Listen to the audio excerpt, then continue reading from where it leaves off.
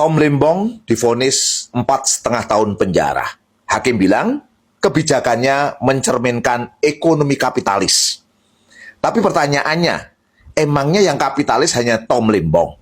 Atau memang seluruh sistem negeri ini emang udah lama kapitalistik? Tom Lembong tidak ngambil uang korupsi, tapi dia memberi izin impor gula di saat stok dalam negeri masih banyak. Negara rugi, perusahaan untung. Hakim bilang ini logika kapitalis, mengutamakan pasar bukan rakyat. Tapi kalau itu yang disebut kapitalis, coba kita lihat yang lain. Misalnya, Undang-Undang Omnibus Law Cipta Kerja.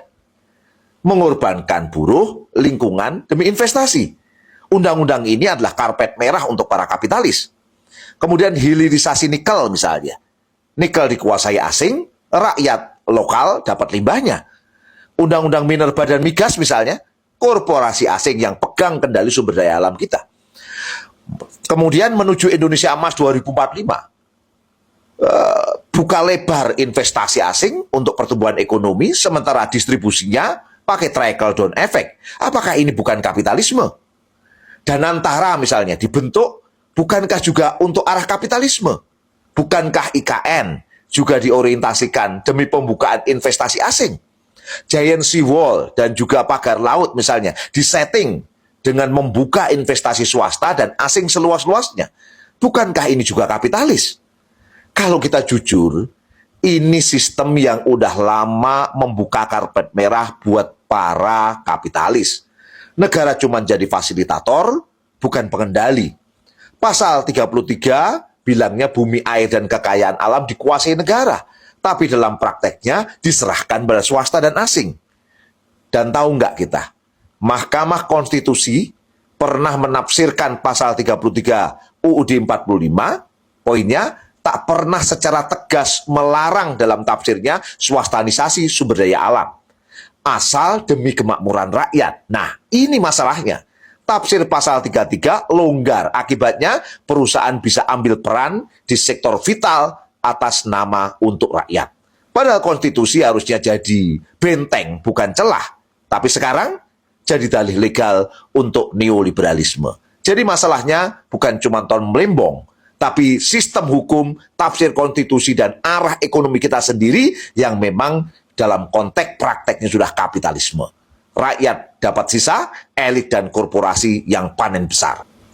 Kalau kita serius mau adil, kita harus mulai tanya ulang. Apakah pasal 33 UUD 45 masih jadi pelindung rakyat atau sekadar dipermainkan untuk mencari celah payung hukum akumulasi modal para kapitalis? Dalam pandangan Islam, kapitalisme hukumnya haram karena bertentangan dengan hukum Islam. Kalau dalam pandangan Islam, sumber daya alam yang melimpah dan menguasai hajat hidup orang banyak adalah milik umum, milkiyatul amah, milik rakyat secara keseluruhan. Haram hukumnya dimiliki negara maupun individu. Oleh karena itu, negara haram hukumnya menyerahkan konsesi sumber daya alam pada swasta. Dan yang kedua, negara berposisi sebatas sebagai pengelola untuk mengoptimalkan hasil dari sumber daya alam dan dikembalikan lagi hasilnya untuk kemaslahatan umum, kemaslahatan rakyat sebagai pemilik sumber daya alam. Kemudian yang ketiga, politik ekonomi Islam harus memastikan bahwa rakyat, individu per individu, harus mendapatkan jaminan terpenuhinya kebutuhan pokok secara baik. Pangan, sandang, papan, pendidikan, kesehatan, dan keamanan.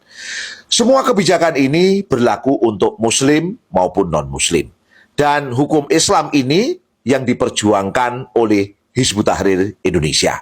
Pertanyaannya, Anda mau pilih kapitalisme atau mau pilih Islam? Jawab di komentar. Sampai jumpa.